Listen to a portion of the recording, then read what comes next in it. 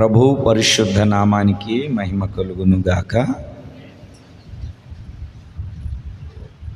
మహోన్నతుడు, మహోపకారి, మహాగణుడైనటువంటి యేసుక్రీస్తు అతి శ్రేష్టమైన నామములో ఈ ఆరాధనకు, ప్రభు బల్లారాధనకు కుడి వచ్చిన మీ అందరికీ నా హృదయపూర్వకమైన వందనాలు చెల్లిస్తూ ఉన్నాను. దేవుని కృప సన్నిధి ప్రభు మనకు తోడుగా ఉంచి గత నెలంతా కాచిదాచి కాపాడాడు. నిన్నటి దినాన మొదటి రోజున ప్రభు సన్నిధిలో చేరి మహాగణుడైన దేవుని నామాన్ని కీర్తించాం. ఆయన సన్నిధిలో ప్రభు మనలను నిలబెట్టుకున్నాడు. ఉన్నతమైనటువంటి కృపను, అర్హతను, యోగ్యతను ప్రభు మనకు కలగజేశాడు. ఇట్టి స్థితిని, ఇట్టి భాగ్యాన్ని, ఇట్టి యోగ్యతని ఇచ్చిన యేసయ్యకే మహిమ కలుగును గాక. ఆమేన్. ఈరోజు మన ధ్యానము నిమిత్తమై పరిశుద్ధ బైబిల్ గ్రంథములో నుండి ఒక చిన్న విషయాన్ని ధ్యానించుకోవడానికి కృపగలిగినటువంటి దేవుడు మనందరికీ సహాయమును దయచేయునుగాక. ఆదికాండము 49వ అధ్యాయము 22వ వాక్యాన్ని, యోసేపు ఫలించెడి కొమ్మ, ఊట యొద్ద ఫలించెడి కొమ్మ. ఈ మాటను గురించి గత దినాల్లో మనము ధ్యానం చేసుకున్నాము, జ్ఞాపకం చేసుకున్నాము. అంత్య దినముల యందు వారి భవిష్యత్తును గురించి, వారిని దీవించి ఆశీర్వదించడానికి ఇశ్రాయేలు తన కుమారులనందరినీ అవసాన కాలమందు ఆయన మంచం మీద ఉన్నప్పుడు అందరినీ పిలిపించుకొని అందరినీ దీవించాడు. ఒకరిని దీవించలేదు, అందరినీ దీవించాడు. ఎవరి దీవెన చొప్పున వారికి దీవెననిచ్చాడు. అందరినీ దీవిస్తూ వచ్చాడు. ఆ దీవిస్తూ వచ్చినప్పుడు ఒక్కొక్కరి గురించి, వారి స్వభావాల గురించి మాట్లాడుతూ వచ్చాడు. నీళ్ళ వలె చెంచులుడు అన్నాడు, చీల్చిడి తోడేలు అన్నాడు, కట్లపాము అన్నాడు, రెండు దొడ్ల మధ్య పడుకుని గాడిద అన్నాడు. ఇట్లా వారి స్వభావాలను బట్టి వారిని గురించి మాట్లాడుతూ వచ్చి యోసేపును గురించి మాట్లాడేటప్పుడు అన్ని దీవెనలే, అన్ని ఆశీర్వాదాలే. పైనుండు దేవుని దీవెన, ఆకాశపు దీవెన, మంచు దీవెన, అగాధముల దీవెన, ప్రతి దీవెనను దేవుడు నీకు అనుగ్రహించునుగాక అని యోసేపును దీవించాడు. దేవుని సన్నిధిలో చేరి ఉన్న దేవుని బిడ్డలారా, యోసేపును గురించి మాట్లాడేటప్పుడు అందరిని గురించి మాట్లాడాడు. యోసేపును గురించి మాట్లాడేటప్పుడు ఆ యాకోబు ఏమని మాట్లాడుతున్నాడో తెలుసా? యోసేపు ఫలించెడి కొమ్మ. ఇది ఫలించెడి కొమ్మ, ఫలములతో నింపబడే కొమ్మ. ఇది ఫలాలు లేని కొమ్మ కాదు, ఇది ఫలాల చేత నింపబడి ఉన్నటువంటి కొమ్మ. ఎక్కడ ఫలిస్తుందో కూడా చెప్తూ ఉన్నాడు. ఊట యొద్ద ఫలించెడి కొమ్మ. ఊట యొద్ద మనకు బాగా తెలుసు, నీటి కాలువల యోరన నాటబడినదై ఆకు వాడక తన కాలమందు ఫలమిచ్చు చెట్టు వలె ఉండును.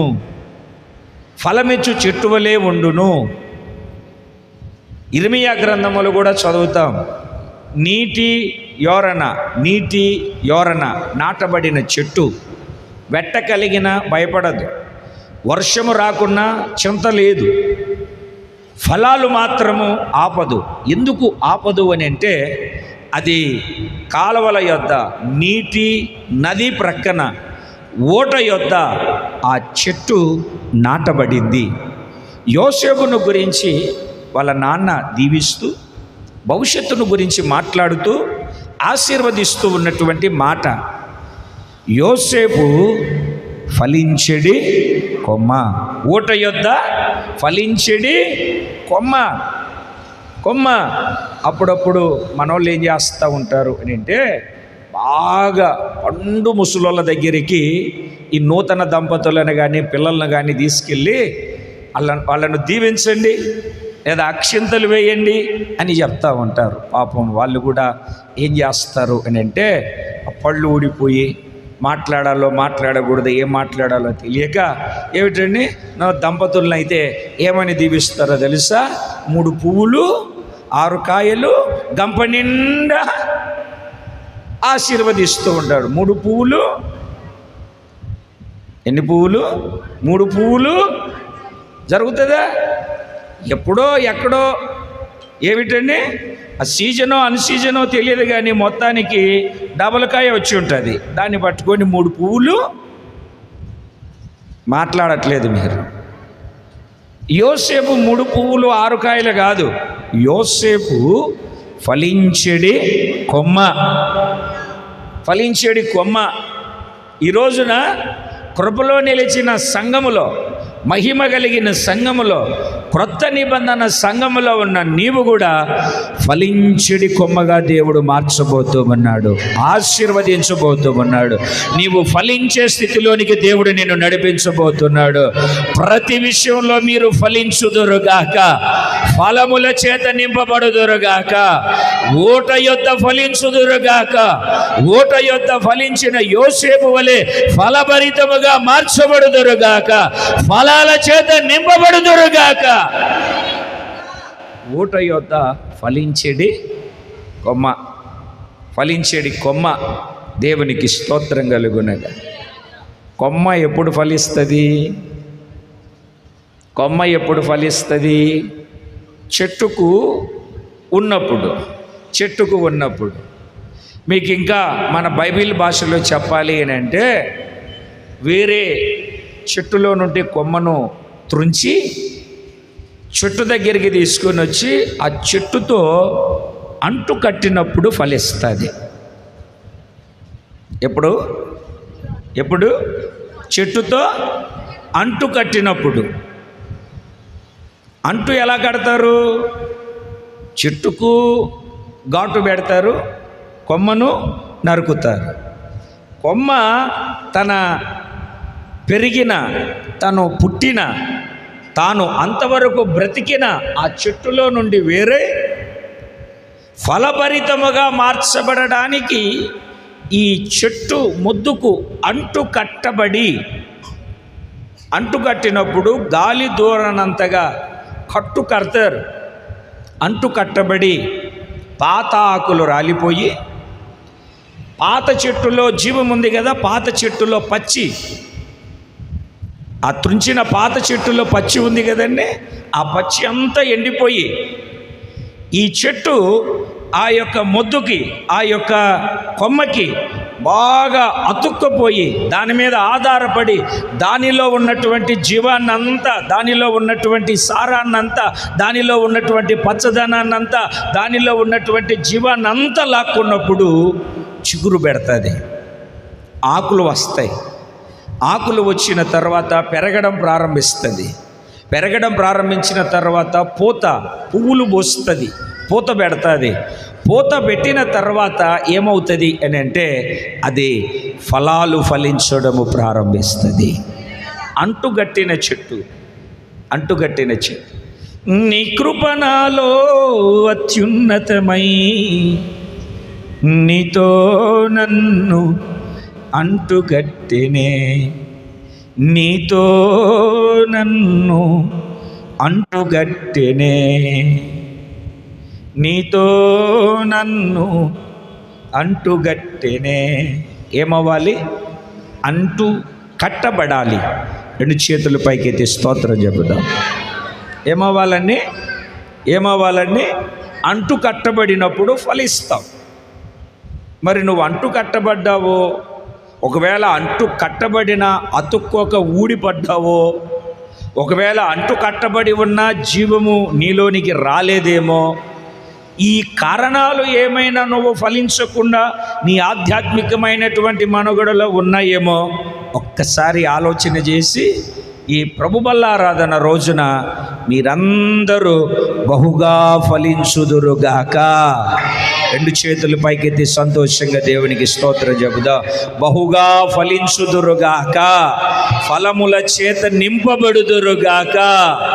సంతోషంగా చెబుదాం, ఫలముల చేత నింపబడుదురుగాక, మీ ఫలము అధికమగునుగాక. ఆమేన్. నీ ఫలము అధికం అవ్వాలి. ఇప్పుడు అక్కడ ఒక వ్యక్తి పేరుని చెప్పి మాట్లాడుతున్నాడు. యోసేపు ఫలించెడి కొమ్మ. ఆ యోసేపు అన్నటువంటి పేరు దగ్గర మీ పేరు పెట్టుకొని చెప్పండి ఆ మాటను. ఆదాము ఫలించెడి. నా పేరు కాదు చెప్పేది, మీ పేరు చెప్పుకోండి. చెప్పండి, గట్టిగా చెప్పనా ప్రసాద్ అన్న చెప్పు. ఆదాము ఫలించడి అంటే మీరు చెప్పరా? ఏమో ముత్యాలు రాలుతాయి ఏమో నోట్లో నుండి మాటలు వస్తే, ముత్యాలు రాలితే వీళ్ళు ప్రార్థనకు వస్తారా, మీరు తీసుకొస్తారా? వాళ్ళు నవ్వడం, ముత్యాలు రావడం, మీరు అమ్ముకోవడం, ఇదే పని. రానిస్తారా ప్రార్థనకు? వాళ్ళు నవ్వడం, అర్థమైందండి, ముత్యాలు రాలడం, మీరు అవి అమ్ముకొని వచ్చుకోవడం, ఇదే పని మీద ఉంటారు మీరు. చెప్పండి, ఆదాము ఫలించేడి. గట్టిగా చెప్పండి, మీ పేరు చెప్పండి. ఆమేన్. మీరందరూ ఫలించుదురుగాక. మరలా ప్రభు బల్లారాధనకు మీరు సాక్ష్యం చెప్పబోతూ ఉన్నారు. నా జీవితంలో దేవుడు ఫలాలను కలగజేశాడు, ఫలముల చేత నేను నింపబడ్డాను, ఫలించే స్థితిలో దేవుడు నన్ను నిలబెట్టాడు. మీరు ఫలించుదురుగాక, ఫలముల చేత నింపబడుదురుగాక. ఎలక్షన్లో నిలబడిన నాయకులు 4వ తేదీ ఫలితాల కోసం ఎదురు చూస్తున్నారు. పరీక్షలు రాసినటువంటి పిల్లలు ఫలితాల కోసం ఎదురు చూస్తున్నారు. ఉద్యోగాలకు అప్లికేషన్ పెట్టినటువంటి వాళ్ళు ఉద్యోగ ఫలితాల కోసం ఎదురు చూస్తున్నారు. విత్తనము వేసిన వ్యవసాయదారుడు పంట యొక్క ఫలితాన్ని చూస్తున్నాడు. చెరువేసిన వ్యక్తి రొయ్యలు విస్తారంగా పట్టాలని ఫలితం కోసం ఎదురు చూస్తున్నాడు. ఎవరు ఏ ఫలితాలు ఎదురు చూసినా నీకు రావలసిన ఫలాన్ని నా దేవుడు దయచేయబోతున్నాడు. ఫలముల చేత మీరు నింపబడుదురుగాక, ఫలాలను మీరు అనుభవించుదురుగాక, మీరే ఫలించుదురుగాక. వేరే వాళ్ళు కాదు, మీరే ఫలించాలి. మీ ఫలాలు మీరే అనుభవించాలి, మీ ఫలాలు మీరే తినాలి. ఫలము పొందుకొందురుగాక. ఆయన వలననే మనకు ఫలాన్ని దయచేయబోతున్నాడు. అట్టి ఆశీర్వాదాన్ని దేవుడు మనకు అనుగ్రహించునుగాక. యోసేపు ఫలించెడి కొమ్మ. ఎందుకు యోసేపు ఫలించెడి కొమ్మ అయ్యాడు? యోసేపు ఫలించడానికి గల కారణం ఏమిటి? యోసేపులో ఉన్నటువంటి కొన్ని గుణాలు, ఆత్మీయ పాఠాలు, ఆత్మ సంబంధమైనటువంటి అనుభవం మనం కొన్నిటిని నేర్చుకుందాం. చూడండి, మనం చదువుతాం పరిశుద్ధ బైబిల్ గ్రంథంలో. ఊరికి అలా పెట్టుకోండి, చదవద్దు, చెప్తాను నేను, గుర్తుపట్టండి. ఆదికాండం 45వ అధ్యాయము. ఆదికాండము 45వ అధ్యాయము 3, 4, 5 వాక్యాలు. అలా చదవద్దన్నాను కదా. అలా ఒకసారి తలలు పైకెత్తి నన్ను చూస్తే నేను వివరిస్తాను. బైబిల్ చూస్తే నేను చెప్పను. మీరు చదువుకున్నప్పుడు నేను ఎందుకు ఇంకా? అలా తలలు పైకెత్తి మీరు గమనించండి. దేశం మొత్తం కరువు, కానాను దేశంలో కూడా కరువు, ధాన్యము ఎక్కడ లేదు. యోసేపు దగ్గర మాత్రమే ధాన్యం ఉంది. ధాన్యము కొనడానికి యోసేపు సహోదరులు వచ్చారు. వచ్చిన తర్వాత ధాన్యము కొన్నారు, వెళ్ళారు, ఆయనతో చెప్పారు, ఇక ఈ కార్యక్రమాలన్నీ అట్లా జరుగుతూ వచ్చాయి. అవి కాస్త పక్కన పెడదాం, మనందరికీ తెలిసిన చరిత్రే. ఈ 45వ అధ్యాయంలో యోసేపు వాళ్ళ అన్నలను చూసి మనసును అణుచుకోలేక, ఊపిరిని బిగబట్టుకోలేక, తన లోపల ఉన్నటువంటి దుఃఖాన్ని దిగమింగుకోలేక బిగబట్టాడు, ఊపిరి పట్టాడు, తాలాడు, ఆగాడు. ఏం చేయాలో అర్థమవక బిగ్గరగా ఎలుగెత్తి ఏడ్చాడు. ఆ ఏడుపు ఫరో ఇంటివారు, ఫరో సేవకులందరికీ వినబడింది. మిమ్మల్ని ఏడుమన్నాను అనుకోండి ఇప్పుడు ప్రార్థనలో, పక్కోడికి కూడా వినపడదు. మీరు పక్కన కూర్చున్న ఆయన, నీ ఏడుపు ఆయనకి వినపడదు, ఆయన ఏడుపు. స్తోత్రం చెప్పండి అంటే స్తోత్రం కూడా చెప్పరు మీరు. అమ్మా చెప్పండి, అయ్యా చెప్పండి అంటే ఏదో ఏమిటండి ఆ బస్ స్టాండ్లో పెట్టిన విగ్రహాల్లాగా ఇట్లాగనే ఉంటారు తప్ప చలనం కానీ జీవం ఉంటేగా. యోసేపు బిగ్గరగా ఏడ్చాడు. ఏడిస్తే ఫరో ఇంటికి వినపడింది. అతని సేవకులందరూ విన్నారు. విని ఒక్క మాట అంటాడు, అన్నలారా, మీ తమ్ముడైన యోసేపును నేనే, ఐగుప్తు దేశానికి వెళ్ళినట్లుగా మీరు అమ్మిన యోసేపును నేనే. వీళ్ళకేం చేయాలో అర్థమవట్లే. మనం కొట్టిన యోసేపు, నిలువుటంగి ఊడదీసి రక్తం వచ్చేటట్లుగా కొట్టిన యోసేపు, వెండికి అమ్మినటువంటి యోసేపు, నీళ్లు లేని గుంటలో దించిన యోసేపేనా? బిత్తరపోయారు. నా భాషలో, మీ భాషలో భయపడ్డారు, బైబిల్ భాషలో ఆశ్చర్యపడతారు. నోట్లో నుండి మాట రావట్లేదు. నోట్లో నుండి మాట ఎప్పుడు రాదో తెలుసా? జరగకూడనివి ఏదైనా జరిగినప్పుడు నోట్లో మాట రాదు. చూడకూడనివి ఏదైనా చూసినప్పుడు మాట రాదు. దేవునికి స్తోత్రం కలుగునుగాక. పోయిన వారం వాక్యం చెప్తున్నాను, బండి చూసినండి నాకు మాట రావట్లేదు.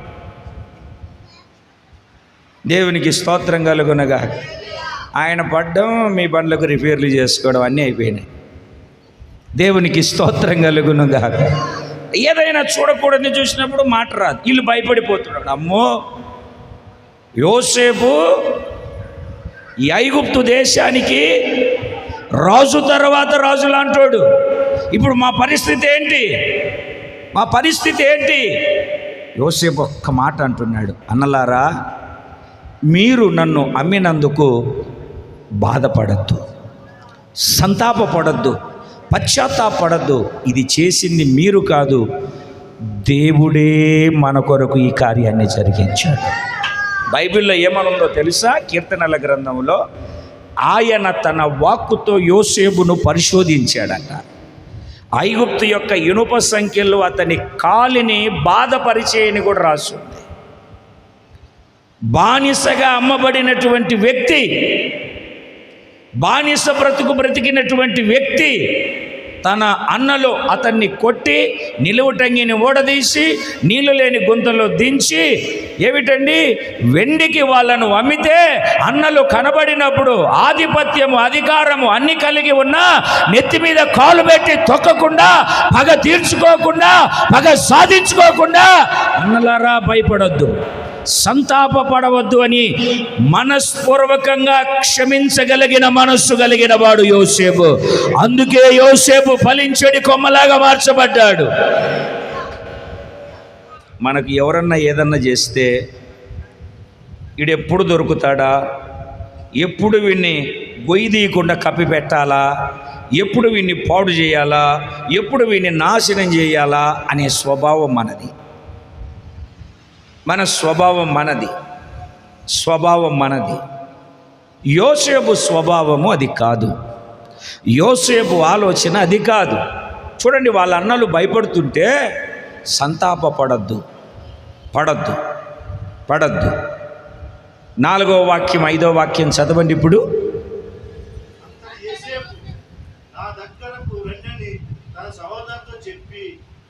అప్పుడు వారు అతని దగ్గరకు వచ్చిరి.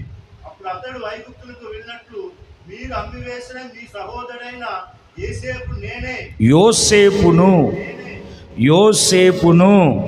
నేనే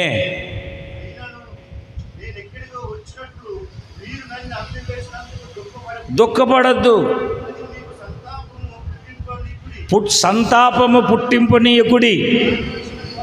ప్రాణరక్షణ కొరకు దేవుడు మీకు ముందుగా నన్ను ఇక్కడికి పంపాడు. మీరు సంతాపపడద్దు, మీరు దుఃఖపడద్దు, మీరు బాధపడద్దు. ఎవరైనా ఆ మాట చెప్పగలుగుతారా? భూమి మీద పుట్టి దమ్మున్న మగోడు నాతో సహా ఆ మాట చెప్పగలుగుతామా? శిలువలో యేసయ్య చెప్పగలిగిన మాట, తండ్రి వీరేమి చేయుచున్నారో వీరు ఎరగరు గనక వీరిని క్షమించు. ఇంత కృపగలిగినటువంటి మాట ఎవరి జీవితంలో అయితే ఉండగలుగుతుందో, లోపల బాధ, వేదన, కలవరం, ఇబ్బంది ఎంత ఉన్నా నీ సహోదరుణ్ణి, నీ సంఘములో ఉన్న వ్యక్తిని, నీ ఎదురింటి ఎనికింటి పక్కన ఉన్నటువంటి వాళ్ళను సైతము క్షమించగలిగే ఒక్క మాట నీ నోట రాగలిగితే యోసేపులాగా ఫలించుడి చెట్టులాగా నువ్వు మార్చబడతావు. మీకు ఇంకొక మాటను కూడా చెప్తాను. యాకోబు చనిపోయాడు. యాకోబు ఎవరు? యోసేపు ఏమిటండి? ఇశ్రాయేలీయుల గోత్రికుల 12 మంది తండ్రి, అవునా కాదా? చనిపోయాడు.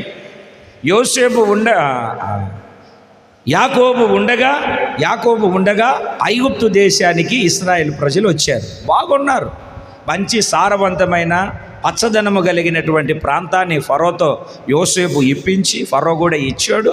వాళ్ళు సంతోషంగా ఉన్నారు. కొద్ది రోజులకి ఈ ఎవరి దీవెన చొప్పున వాళ్ళను దీవించి యాకోబు చనిపోయాడు. వినాలి కాస్త, యాకోబు చనిపోయాడు. చనిపోయిన తర్వాత ఈ అన్నలందరికీ డౌట్ వచ్చింది. ఇన్ని రోజులు యోసేపు మమ్మల్ని బాగా చూశాడు, ఏమి తక్కువ కాకుండా చూశాడు, పేదరికం రాకుండా పోషించాడు, మంచి స్థలాలు ఇచ్చాడు, మంచి బట్టలు ఇచ్చాడు, మంచి వస్త్రాలు ఇచ్చాడు, అన్నీ బాగానే చూశాడు. ఎందుకు? డాడీ ఉన్నాడు. ఎవరున్నారు? డాడీ ఉన్నాడు. ఇప్పుడు డాడీ చనిపోయాడు, మన పరిస్థితి ఏంటి?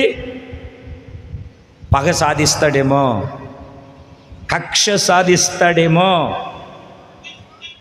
ద్వేషము, ఈర్ష్య, పగ పెట్టుకొని నన్ను పాడు చేస్తాడేమో, మమ్మల్ని నాశనం చేస్తాడేమో అని వాళ్ళ నాన్నను పాతిపెట్టి వచ్చిన తర్వాత వీళ్ళు అన్నలు అందరూ కలిసి ఏం చేశారంటే తిన్నగా యోసేపు దగ్గరికి వెళ్ళారు.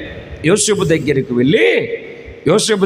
వెళ్ళి యోసేపుతో అంటున్నారు, సహోదరుడా యోసేపు, నీ ఎడల కఠినంగా ప్రవర్తించావు.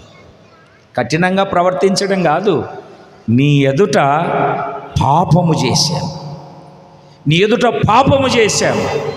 దయతో మమ్మల్ని క్షమించి దాసుల అపరాధము మన్నించి మమ్మలను, మా మీద ఏ పగ ద్వేషము లేకుండా మమ్మలను సమాధానముతో పంపు అని అడుగుతాడు. అడిగితే అప్పుడు యోసేపు ఏమంటాడో తెలుసా? మీరు చదువుతారు, ఆదికాండము 50వ అధ్యాయం 18వ వాక్యం. మరియు అతని సహోదరులు పోయి అతని ఎదుట సాగిలపడి, ఇదిగో మేము నీకు దాసులమని చెప్పగా, యోసేపు భయపడకు, నేను దేవుని స్థానమందున్నానా? క్షమించని వాడెవడు? ఆ 17వ వాక్యంలో మీరు చదివితే, ఆ వాక్యాన్ని చదివితే, దయచేసి వారి అపరాధములు, వారి పాపములు క్షమించుమని అతనితో చెప్పుడనెను. దయచేసి క్షమించుమనిరి. ఏమంటున్నాడు? నేను దేవుని స్థానమందున్నానా? వినాలి అమ్మాయి, తలల పైకి ఎత్తండి. ఎవరైతే క్షమించరో క్షమించని వాళ్ళు దేవుని స్థానములో ఉన్నారు. అసలు దేవుని స్థానంలో ఎవరన్నా ఉండగలుగుతారండి? దేవుడు కూర్చున్న సింహాసనము, ఆ సభా పర్వతము, ఆ మహిమ కలిగిన సింహాసనం మీద కూర్చోవడానికి వెళ్ళినటువంటి సాతాను భూమి మీద పడద్రోయబడ్డాడు.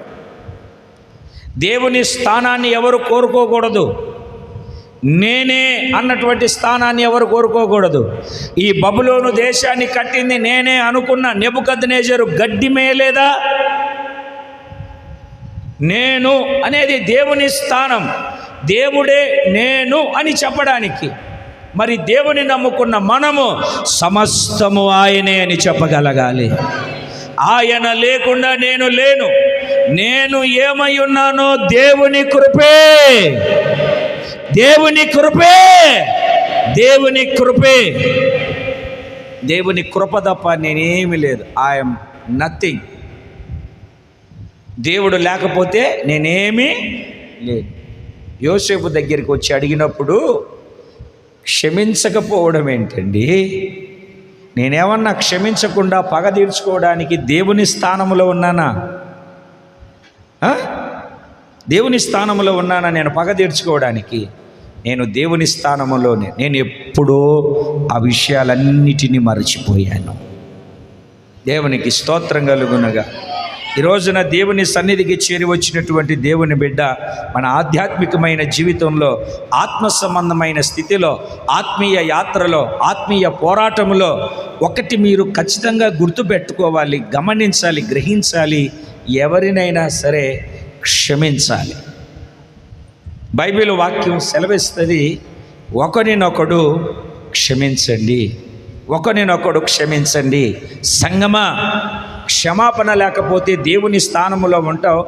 దేవుని స్థానములో ఎక్కాలనుకున్నవాడు గర్వించి దేవుని స్థానము ఎక్కాలనుకున్న సాతాను పడద్రోయబడ్డాడు. నువ్వు నిలబడతావా పడద్రోయబడతావా? నువ్వు నిలబడతావా పడద్రోయబడతావా? నువ్వు నిలబడాలి, ప్రభువులో జీవించాలి, ప్రభు ద్వారా ఫలించాలి. నీ భక్తి, ప్రార్థన, ఆధ్యాత్మికమైన స్థితి, ఆత్మ సంబంధమైన జీవితం ఫలభరితంగా మార్చబడాలి అంటే నీవు క్షమించాలి, కరుణించాలి అని చెప్పేటప్పుడు చెప్పాను. 3,60,00,000 రూపాయలు క్షమించబడ్డాడు. 50 రూపాయలు క్షమించలేకపోయాడు. 3,60,00,000 క్షమించబడ్డాడు, 50 రూపాయలు క్షమించలేకపోయాడు. ఏం చేశాడు వచ్చి? పరలోక ప్రార్థనలు కూడా అదే రాసు, మా రుణస్థులను మేము క్షమించి ఉన్న ప్రకారము మా రుణములను కూడా మీరు క్షమించు ప్రభువా. అంటే దాని అర్థం ఏమిటి? నువ్వు క్షమించకపోతే క్షమించబడలేవు. ప్రభు బల్లారాధన తీసుకుంటున్నావు, అందరితో సమాధానంగా ఉంటున్నావా? ఇంట్లో అందరితో సమాధానంగా ఉంటున్నావా? భార్య పిల్లలతో, ఇరుగు పొరుగు వారితో, సహోదరులతో, అన్నలతో సమాధానం అనే వందనాలు చెప్పగలుగుతూ ఉన్నావా? వాళ్ళు ద్వేషించని, వాళ్ళు ఏమైనా మాట్లాడని, వాళ్ళు ఏదైనా చేయని, ఒక్కటే చేయగలగాలి, నీ సహోదరుణ్ణి లేదా నీ ఇంటి పక్కన ఉన్నవారిని, నీ సహోదరిని క్షమించగలగాలి. క్షమిస్తే క్షమించబడగలుగుతావు. కఠినుడిగా ఉంటే కనికరము లేని తీర్పును పొందుకోగలుగుతావు. యోసేపు ఫలించడానికి, యోసేపు ఫలభరితంగా మార్చబడడానికి, యోసేపు జీవితంలో ఫలాలు అనుభవించడానికి, ఓట యొద్ద ఫలాలు పొందుకోవడానికి యోసేపులో ఉన్నటువంటి మొదటి గుణం ఏమిటంటే క్షమించాడు. ఏం చేశాడండి? ఇప్పుడు ధాన్యానికి వచ్చిన వాళ్ళని అందరినీ పట్టుకొని చెరసాలలో పడేసి జీవిత ఖైదు వేస్తే అడిగేది ఎవరండి? మాట్లాడాలి. యోసేపుకు వ్యతిరేకంగా కాలి మెడిమ, కుక్క తోక, నాలుక కూడా ఆడించకూడదని ఫరో ఆజ్ఞాపించాడు. తెలుసా? ఫరో వాళ్ళను శిక్షిస్తే అడిగేది ఎవరు? యాకోబు వచ్చి అడుగుతాడా? ఎవరు అడగరు. యోసేపు వాళ్ళ సహోదరులను శిక్షిస్తే యాకోబు వచ్చి అడుగుతాడా? క్షమించాలి. క్షమిస్తే క్షమించబడతాం. దేవుని యొక్క కృపకు పాత్రులుగా మార్చబడదాం. దేవునికి స్తోత్రం కలుగునుగాక. రెండు చేతులు పైకెత్తి హల్లెలూయా. క్షమిద్దామా శిక్షిద్దామా? గట్టిగా చెప్పాలి. క్షమిద్దాం. రెండవ విషయాన్ని చెప్తాను. యోసేపులో ఉన్న గుణం. ఆదికాండం 49వ అధ్యాయం. ఆదికాండం 49వ అధ్యాయం 26వ వాక్యంలో చాలా లైన్లు ఉన్నాయి. నేను చదివే లైన్ గుర్తుపట్టండి. తన సహోదరుల నుండి వేరుపరచబడినవాడు. ఇప్పుడు చదవండి ఆ మాటను గట్టిగా. అందరూ చదవండి. చదవచ్చిన వాళ్ళందరూ భలే చదువుతున్నారు మీరు. ఇప్పుడు చదవచ్చిన రాకున్న ఆ మాటను అందరూ చెప్పండి. తన సహోదరుల నుండి వేరుపరచబడినవాడు. కాస్త తలలు పైకెత్తండి. ఎక్కడి నుండి వేరుపరచబడినవాడు? తన సహోదరులలో నుండి ప్రత్యేకపరచబడ్డాడు. అంటే యోసేపు ఒక ప్రత్యేకమైన జీవితాన్ని జీవిస్తున్నాడు. యోసేపు ప్రవర్తన, యోసేపు నడవడిక అంతా ఒక ప్రత్యేకంగా ఉంటుంది. కలసిపోయే తత్వం కాదు. దేంతో? సహోదరులతో కాదు, సహోదరులు చేస్తూ ఉన్నటువంటి వ్యర్థమైనటువంటి వాటితో. అంటే లోకముతో, పాపముతో, దురలవాట్లతో, లోక సంబంధమైన వాటితో కలసిపోడు. సహోదరులు సినిమాకి వెళ్తున్నారు అనుకోండి, రే రారా సినిమాకంటే తలకు టికెట్ లేదా, నేను పెడతాను రారా. వీడు బియ్యం లేవంటే 10 రూపాయలు ఇవ్వడు, సినిమాకు టికెట్ పెడతాడు. మందు దాదా రే, సాయంత్రం సిట్టింగ్ వేసుకుందాం మందు, తల గోక్కున్నాడు. మందు లేదా, నేను ఇప్పిస్తాను. నేను బతికుండగా నువ్వు భయపడతావేంట్రా? ఏమిటండి, హాస్పిటల్కి వెళ్ళాలి, ఒక 200 ఇమ్మంటే ఏడు దుర్మార్గుడు మందు బాటలు కొని పెడతాడు. అవునా కాదా? ఇట్లాంటివి చేయరు. పొరపాటున మనం ఏదన్నా నిష్టగా, భక్తిగా, పరిశుద్ధంగా జీవిస్తే మన మీద నెపాలేస్తారు. బాగుపడ్డాడు, అలవాట్లు మానుకున్నాడు, పరిశుద్ధంగా జీవిస్తున్నాడు, ఎవరి జోలికి వెళ్ళట్లేదు, ప్రత్యేకంగా ఇది కూడానా? ఇందాక రమేష్ అన్న సాక్ష్యం చెప్పినట్టు నిజంగా ఈ మాటను చూస్తుంటే నాకు రమేష్ అన్నే గుర్తుకొస్తున్నాడు. ఏ కార్యక్రమం ఉంది రా అంటే, అబ్బే ఆదివారం రోజున నేను రాను. ఆ వేరుబాటు జీవితం, అటువంటి ప్రత్యేకత, అటువంటి ఏర్పాటు చేయబడిన జీవితం మనం కలిగి ఉండాలి. మీకు ఫంక్షన్లు తగలాలి ఆదివారం రోజున, ఇట్లా కనబడి కానుక ఇచ్చేసి వెళ్ళిపోతారు. మళ్ళీ దేవుని మందిరానికి రాకుంటే తప్పని. అవునా కాదా? ఒకవేళ పని లేకున్నా గెలికి ఏదో ఒక పని పెట్టుకుంటారు మీరు, నాకు తెలుసు.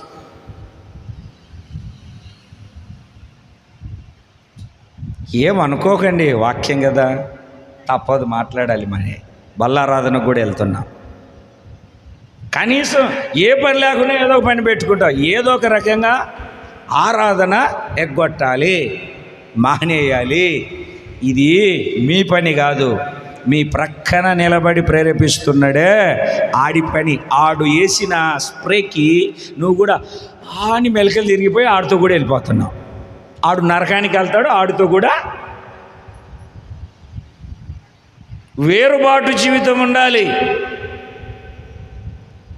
ప్రత్యేకమైనటువంటి జీవితం ఉండాలి. ప్రత్యేకంగా జీవించే ఒక జీవన శైలి నువ్వు కలిగి నడిపించబడినప్పుడే పొదలో నుండిన వాని కటాక్షము యోసేపు నడినెత్తి మీదికి వచ్చినప్పుడు, తల మీదికి వచ్చినప్పుడు ఆయన ఆశీర్వాదాన్ని నువ్వు పొందుకోగలుగుతావు. నేను అందరితో కలిసిపోతాను, అందరితో కలిసి ఉండద్దు అనట్లేదు. అందరి అలవాట్లు, అందరి పద్ధతులు ఏమిటండి?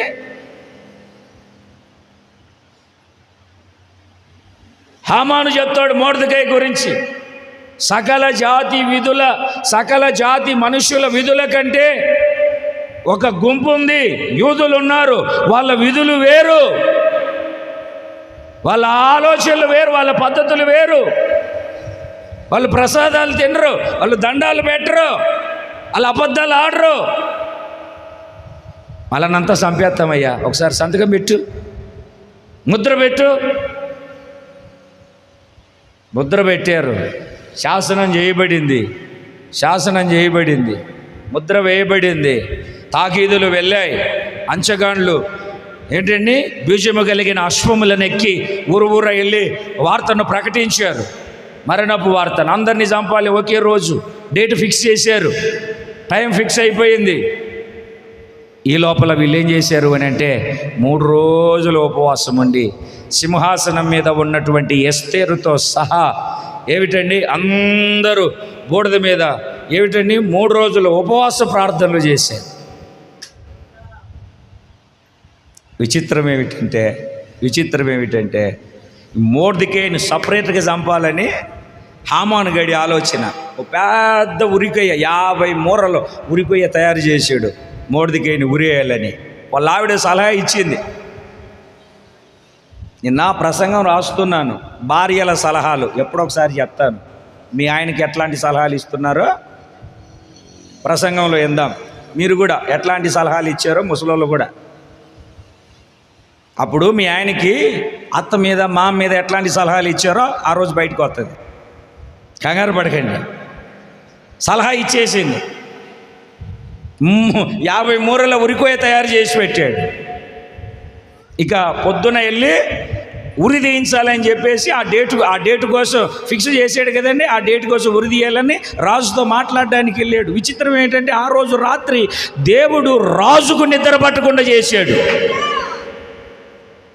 భరతనాట్యాలు, డ్యాన్స్ ప్రోగ్రాలు, రాజు కదండి, భోగభాగ్యాలు చూడకుండా ఒరే ఆ గ్రంథం ఉంటుంది కదా, ఒకసారి గ్రంథాన్ని తీసుకురాను. ఆ గ్రంథం తీసి చదువుతూ ఉంటే మొర్దెకై పేరు ఉంది. అరే ఈ మొర్దెకై నన్ను చంపడానికి వచ్చిన వాళ్ళ బారి నుండి కాపాడాడు, ఏమైనా బహుమానాలు ఇచ్చారా?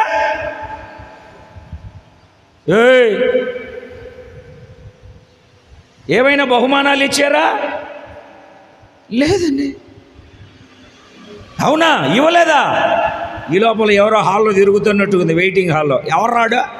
అదేనండి మంత్రి గారు, ఇటు పిలుచుకురా. వచ్చాడు. ఏంటి రాజు గారు, ఏంటి? అది కాదులే కానీ నేను ఒకరిని సన్మానించాలనుకుంటున్నాను, ఏం చేస్తే బాగుంటుంది? ఏముందండి, మీరు వేసుకున్న వస్త్రాలు, మీ కిరీటము, మీ గుర్రాన్ని ఎక్కించి రాజు గణపరచబడిన వాడు ఈడేనని ముందు చెప్పుకుంటా. ఈడనుకున్నాడు నన్నే సన్మానిస్తాడని. ఈడొచ్చిన ప్లాన్ ఏంటి? మొర్దెకైని ఉరిదీయాలని. చూడండి దేవుని ఆలోచనలు ఎంత గంభీరంగా ఉంటాయో, దేవుని కార్యాలు ఎంత గొప్పగా ఉంటాయో. సరే, అయితే రేపు పొద్దున్నే ఏంటి బ్యాండ్ మేళాలతో నా వస్త్రాలు వేసి కిరీటం పెట్టి గుర్రాన్ని ఎక్కించి మొర్దెకైని అలాగ ఊరేగించమన్నాడు. ఉరి వేయించడానికి వచ్చిన వాని చేతనే ఊరేగించగలిగిన దేవుడు నేను ప్రకటిస్తూ ఉన్నవాడు. సావు మేళాలు వాయించడానికి ఏర్పాటు చేసిన వానితోనే గణపరచబడే ఊరేగించే మేళాలు వేయించగలిగినటువంటి శక్తి కలిగినటువంటి దేవుడు నేను ఆరాధిస్తున్నవాడు. మన దేవుణ్ణి తక్కువ అంచనా వేయకు.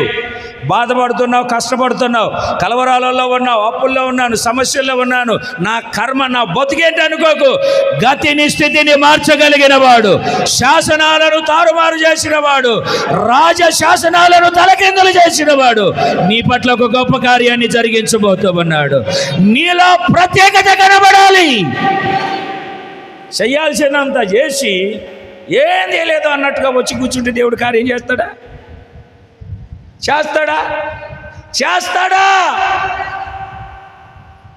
దేవుని కొరకు ప్రత్యేకంగా వేరుబాటు జీవితము కలిగి, పాపమును అంటకుండా, లోకం వైపు వెళ్లకుండా, గొడవలు అల్లర్లు కాకుండా, ఏమిటండి ప్రత్యేకంగా ప్రభు కొరకు జీవించే ఒక జీవితం కలిగి ఎప్పుడైతే నువ్వు నడిపించబడతావో అప్పుడు నీ జీవితం ఫలభరితంగా మార్చబడుతుంది. దేవునికి స్తోత్రం కలుగును గాక. యోసేపు వేసుకున్న డ్రెస్ కూడా చాలా ప్రత్యేకంగా ఉంటుంది. చూడండి ఒకసారి. యోసేపు డ్రెస్ కూడా చాలా ప్రత్యేకంగా ఉంటుంది. ఆది కాండము 37వ అధ్యాయము 2-3 వాక్యాలు చదవండి.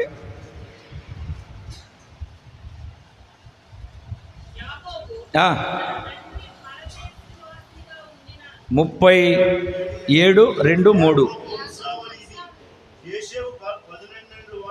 యోసేపు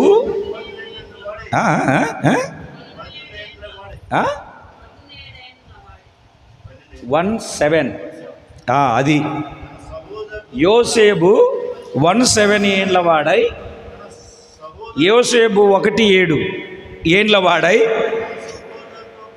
ఎవరితో? తన సహోదరులతో కూడా మందను మేపుచుండెను.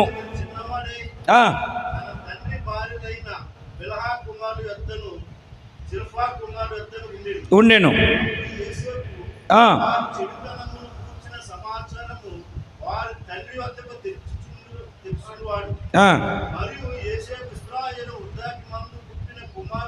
గనుక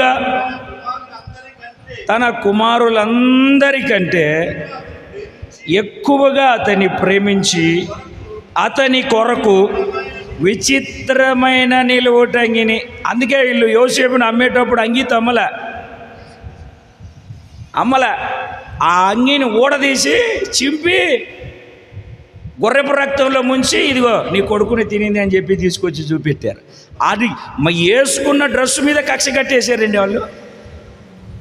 వాళ్ళ నాన్న గారాభంగా రాత్రి చెప్పినట్టున్నాను కదండి, మన పిల్లలకు మనం 500 డ్రెస్సు కొంటే మన పిల్లలకు అవునా కాదా? వాళ్ళ నాన్న ప్రేమించే ఆయన డ్రెస్సులో కూడా ప్రత్యేకతే, స్పెషల్గా ఉన్నారు. మనము కూడా ప్రభు సన్నిధిలో, ప్రభు సముఖంలో ఒక ప్రత్యేకమైన జీవితం కలిగి ఓ తెల్ల బట్టలు వేసుకొని నల్ల బైబిల్ చేత పట్టుకొని అలాగా నడుస్తూ ఏమిటండి, లేదా అలా బండి మీద రోడ్డు మీద వస్తూ ఉంటే నీ చేతిలో బైబిల్, నువ్వు వేసుకున్న తెల్లని వస్త్రాలు చూసి ఈరోజు ఆదివారం కదా ఈ ప్రార్థనకి వెళ్తారులే అని నీ గురించి ఒక ప్రత్యేకత చెప్పగలగాలి. దేవునికి స్తోత్రం కలుగునగాక. హల్లెలూయా. నువ్వు కూడా ఏమిటండి ఆ కలర్ డ్రెస్ వేసుకొని నల్ల డ్రెస్ వేసుకొని అందరితో కలిసిపోయి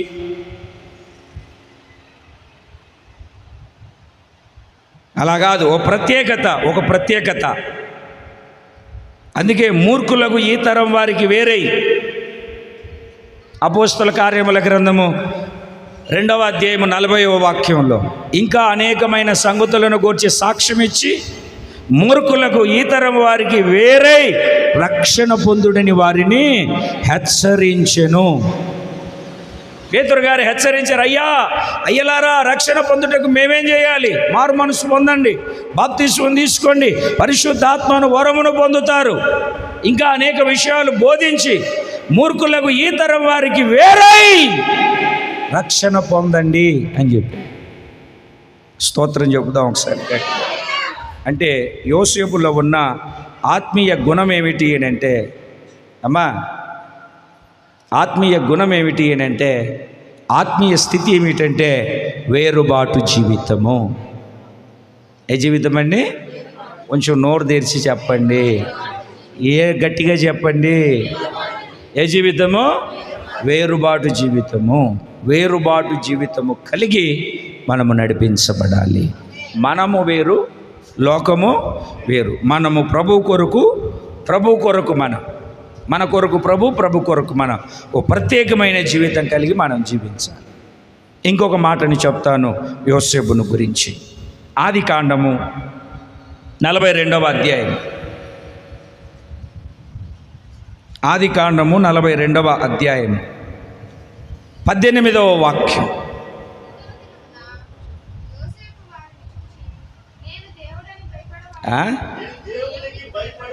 నేను దేవునికి భయపడువాడను. చాలు. నేను ఎవరిని? మీరెవరికి భయపడతారు చెప్పండి ఒకసారి. నిజం చెప్పండి, అబద్ధం చెప్పకుండా. మళ్ళా అన్న తర్వాత బాధపడకూడదు. ఎవరికి భయపడేవాళ్ళు? దేవునికి భయపడే వాళ్ళు ఎట్లా ఉంటారో తెలుసా అండి? పాపము చెయ్యరు. పోతీఫర్ భార్య యోసేపుని బలవంతం చేస్తే యోసేపు వస్త్రాన్ని విడిచిపెట్టి అప్పుడు ఒక మాట అంటాడు, మా దేవునికి విరోధముగా నేను పాపము చేయదగునా? దేవునికి విరోధముగా నేను పాపము చేయదగునా? దేవునికి భయపడేవాడు ఈ రకంగా ఉంటాడు. అంటే పాపము చేయడు, పాపమును అంటాడు, పాపపు ఛాయలో ఉండడు. దేవునికి భయపడే వాళ్లకు 4-5 ఆశీర్వాదాలు ఉన్నాయి. ఇది సందర్భం కాదు. దేవుని బిడ్డలారా, దేవునికి భయపడితే దేవుడు ఒక ఉన్నతమైన మార్గాలలో, యోసేపు దేవునికి భయపడేవాడు గనుక యోసేపును దేవుడు సింహాసనం మీద కూర్చోబెట్టాడు. యోసేపు ఎలా వెళ్ళాడండి ఐగుప్తుకి? గోచిగుడ్డతో ఇంట్లో పనోడిగా వెళ్ళాడు. కావాలంటే కోవిడ్కి వెళ్ళిన వాళ్ళు అడగండి, అక్కడికి పని చేసుకోవడానికి వెళ్ళిన వాళ్ళ పరిస్థితి ఎట్లాగుంటుందో. మగవాళ్ళను కూడా అడగండి, అక్కడికి పని చేసుకోవడానికి. వాళ్ళు మనకు వచ్చేటప్పుడు పెద్ద పెద్ద కళ్ళజోడు పెట్టుకొని ఆ శుక్రవారం రోజున నెలకు ఒకసారి వదిలినప్పుడు షూషని అక్కడిక్కడ ఫోటోలు దిగుతారు, తర్వాత చేస్తారు.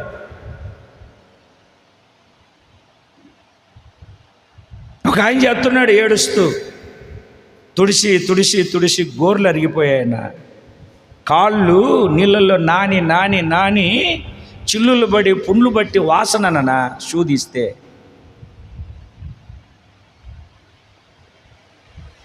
అటువంటి స్థితిలో నుండి యోసేపు ఆ ఇంటినే ఏలుబడి చేసే అంతగా ఎదిగాడు.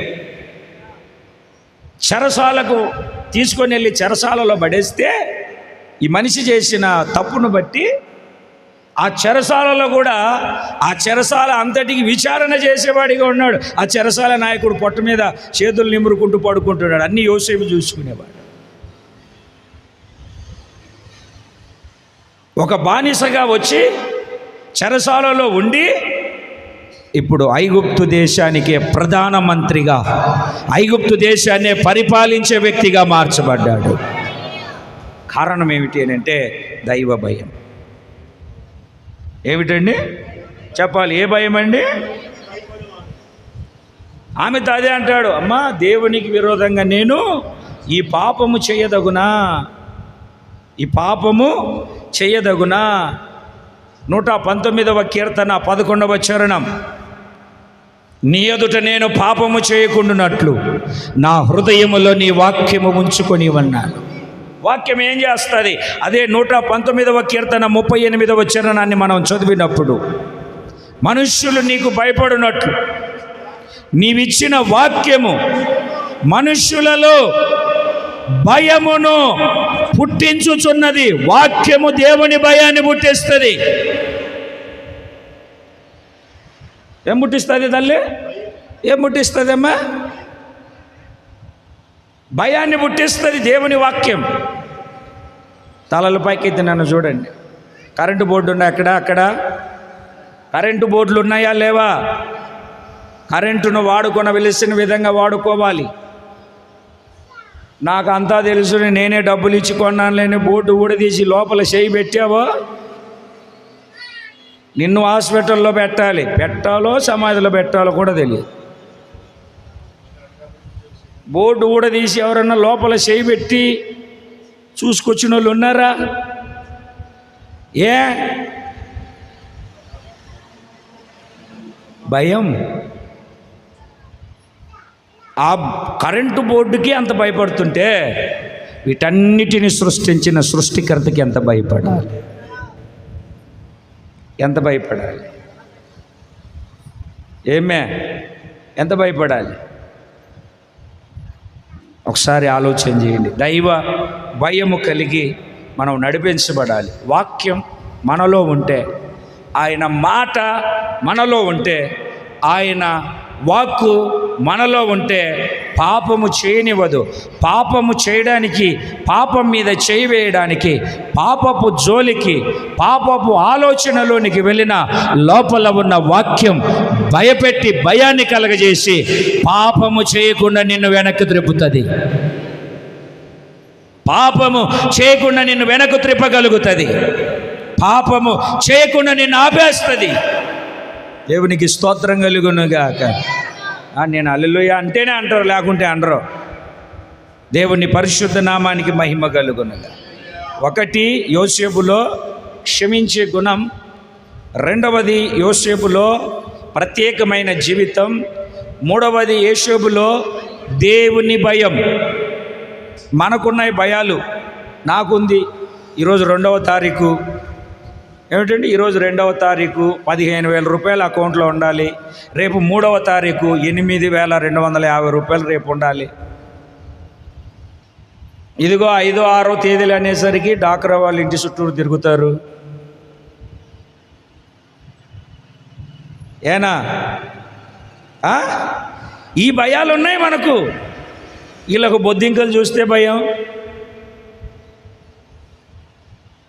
మనకు అప్లోడ్ ఎక్కడ వస్తాడని భయం. ఈ భయాలు ఉన్నాయి మనకు. దేవుని భయము లేకనే ఈ భయాలన్నీ మనకున్నాయి. దేవునికి స్తోత్రం. భయము చెందకు భక్తుడా, ఈ మాయాలోక ఛాయలు చూసినప్పుడు. భయము చెందకు నీవు, దిగులు చెందకు నీవు. భయము చెందకు నీవు, దిగులు చెందకు నీవు. జీవమిచ్చిన యెహోవా ఉన్నాడు, నీ కొరకు ప్రాణం పెట్టిన యేసయ్య ఉన్నాడు. నాకు కూడా మీకంటే ఎక్కువ పాడాలనే ఉంది, కానీ టైం సరిపోదు. దేవునికి స్తోత్రం కలుగునగా. హల్లెలూయా. బబులోను దేశమందున ఆ భక్తులు 3 ఆ బొమ్మకు మొక్కనందున పట్టి బంధించి అగ్నిలో పడవేయ. పట్టి బంధించి అగ్నిలో పడవేయ. రాజు ఆజ్ఞ ఇవ్వలేదా? ఆ దేవుడు రమ్మని బయటికి పిలవలేదా? పిలిచాడలేదా? నేను పాడేటప్పుడు మా శ్యామలమ్మ గారు రాగం బాగా తీస్తుంది, కానీ మైక్ ఇస్తే పాడుదా. ఈ అలవాటైన పాటలే కదా ఈ పాత పాటలు ఇవన్నీ. నిజంగా ఆ పాటలనే కాదు, ఏ పాటలు పాడుతున్నా మనకు నచ్చిన పాట ఎవరు పాడుతున్నా కొంచెం ఉత్సాహం వచ్చేస్తుంది. ఉసూరమని బస్ స్టాండ్లో బ్యాగులు పోగొట్టుకున్నట్టుగా ఉండకుండా ఒకసారి 2 చేతులు పైకి ఎత్తి చేతులు ఊపుతూ గట్టిగా దేవునికి స్తోత్రం. ఈ భయాలు ఉన్నాయి మనకు. ఉన్నాయా లేవా? పాస్టర్ గారు కోపగించాడంటే ఏమంటాడు అనే భయం ఉందా లేదా? పాస్టర్ గారికి భయపడుతున్నారు తప్ప పాస్టర్ గారిని పిలిచి సృష్టించిన దేవునికి భయపడట్లేదు. హల్లెలూయా. వచ్చే గట్టిగా ఇంకొక మాటని చెప్పి ముగిస్తాను. ఆదికాండము 41వ అధ్యాయము 38వ వాక్యం. ఫరో చెప్తున్నాడు యోసేపుని గురించి సాక్ష్యం. అతడు తన సేవకులను చూచి ఇతని వలె దేవుని ఆత్మగల మనుష్యుని కనుగొనగలమా? ఇతని వలె దేవుని ఆత్మ కలిగిన మనుష్యుని కనుగొనగలమా? తలలు పైకెత్తండి. ఏంటంటే దేవుని ఆత్మగల మనుష్యుని కనుగొనగలమా అంటే ఇప్పుడు యోసేపుకి ఏముంది? దేవుని ఆత్మ. అంటే యోసేపు దేవుని ఆత్మానుసారుడైన మనుష్యుడు. యోసేపు ఆత్మ లేనివాడు కాదు, దేవుని ఆత్మ కలిగిన వాడు. ఎవరు? వాళ్ళ అన్నలు, వాళ్ళ నాన్న, ఏమిటండి వాళ్ళ బంధువులు, అతనితో పని చేయించుకున్న వాళ్ళు ఎవరు గుర్తుపట్టలేదు, కానీ ఫరో మాత్రము గుర్తుపట్టాడు. ఏమన్నా తెలుసా? దేవుని ఆత్మ కలిగిన మనుష్యుడు. బాబా ఏం చెప్పాడు అసలు ఇట్లా చెప్తాడని నేను అనుకోలేదు. కారణం ఏమిటంటే శుభ్రంగా తినేసి పడుకున్నాడు.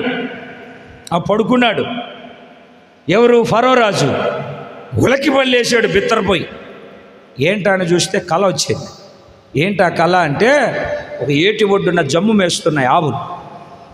బక్క చిక్కిపోయినటువంటి ఆవులు వచ్చి ఆ బలసిపోయి జమ్మును మేస్తూ ఉన్నటువంటి ఆవుల్ని మింగేసాయి. ఈ బక్క ఆవులు చూపుకు వికారంగా అసహ్యంగా ఉన్నాయి. బక్కవి బలిసిపోయి బాగా నిగనిగలాడుతున్న ఆవులన్నిటిని మింగేసి మళ్ళీ పడుకున్నాడు. ఎందుకు వచ్చిన కూడా అప్పుడప్పుడు మనకు కూడా భయం వేస్తా చూడండి.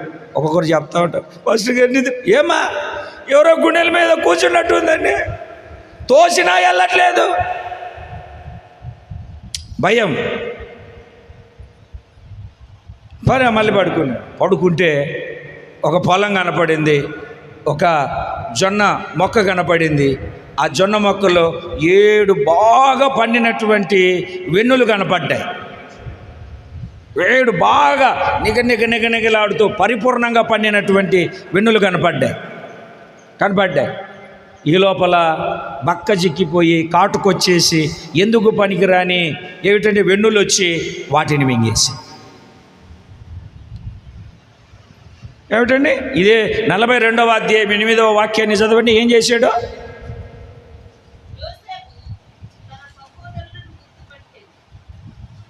41:8 తెల్లవారినప్పుడు అతని మనస్సు కలవరపడెను గనుక ఐగుప్తు శకునగాండ్రులందరినీ అక్కడికి విద్వాంసులనందరినీ పిలువనంపించి వివరించి వారితో చెప్పాను. కానీ ఫరోకు వాటి భావము తెలపగలవాడెవడును లేకపోయెను. అప్పుడు భక్ష్యకారుల అధిపతి, అయ్యా నా తప్పు క్షమించు, మన దేశంలో చెరసాలలో హెబ్రీ పలుచువాడొకడున్నాడు, మేము ఇలాగే పానదాయకుల అధిపతి నేను ఇలాగే కలను కన్నాము, నీలాగనే విచారపడుతూ ఉన్నాము. అతడు మా కలభావములను మాకు తెలియజెప్పినప్పుడు అతడు చెప్పినట్టే జరిగింది. వెళ్ళా అతన్ని బయటికి తీసుకురా.